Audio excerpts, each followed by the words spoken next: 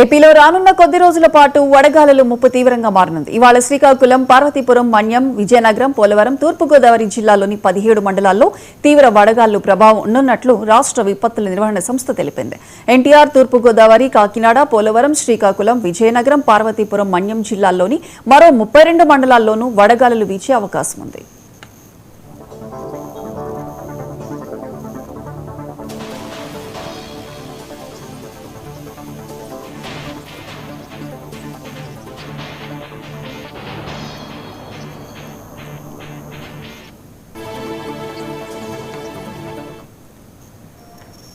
మరోపక్క రాష్ట్రంలో ఎండలు సుర్రుమంటున్నాయి. ఉదయం 10 గంటల నుంచే చాలా ప్రాంతాల్లో అధిక ఉష్ణోగ్రతలు నమోదవుతున్నాయి.